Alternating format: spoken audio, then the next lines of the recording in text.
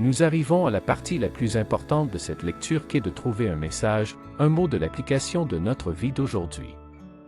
Après avoir lu ce passage, nous découvrons le message de ce que nous avions lu sans que nous ne le pratiquions ce que nous avons lu, il n'y a pas de raison de lire. C'est le moment d'examiner vous-même face à ce que vous semblez avoir besoin d'être corrigé ou de changer selon cette portion lue que Dieu vous a envoyée de cette lecture. Nous savons que le Saint-Esprit connaît mieux le besoin de chacun de nous, le mien est différent du vôtre. C'est pourquoi, nous allons vous partager les différentes applications de cette lecture et que le Saint-Esprit vous aidera à trouver l'un d'entre eux que vous aimeriez apporter de modifications ou changements dans notre vie quotidienne. Dans la lecture du jour, nous avons découvert de multiples applications qui sont les suivantes. Voici comment appliquer Marc 10 le verset 17 à 31. 1. Prioriser l'amour de Dieu et le don de soi. Vivre le détachement des richesses. Le passage montre que les biens matériels peuvent être un obstacle à la vie éternelle. Dans la vie quotidienne, cela signifie ne pas laisser l'argent ou les possessions devenir notre priorité absolue et être prêt à renoncer à ce qui nous enchaîne si cela nous éloigne de Dieu. Faire un don absolu de soi, il s'agit de se donner entièrement à Dieu, en abandonnant notre volonté à sa providence.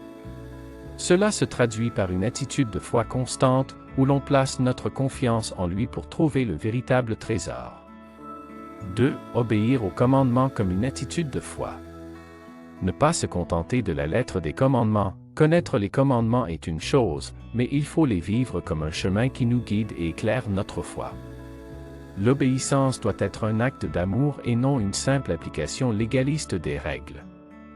Suivre Jésus avec une détermination forte, le jeune homme riche n'y est pas parvenu, mais l'enseignement de Jésus aux disciples les pousse à chercher le royaume de Dieu. On peut s'inspirer de cette détermination à être un meilleur disciple, même si cela demande des renoncements. 3. S'adapter aux réalités quotidiennes. Utiliser les biens avec sagesse. Pour les disciples, il s'agit d'apprendre à utiliser les biens de ce monde et non de les rejeter entièrement, surtout dans le cadre des missions qu'ils reçoivent de Jésus. Développer une attitude de disciple. Chercher à devenir un meilleur disciple, prêt à faire ce que le Sauveur demande, même si cela implique de se détacher de certaines choses. Si on veut appliquer Marc 10 versets 17 à 31, on peut s'inspirer de la priorité de l'amour et de l'abandon à Dieu plutôt qu'aux biens matériels, en faisant de l'obéissance aux commandements une voie de vie plutôt qu'une simple règle légaliste.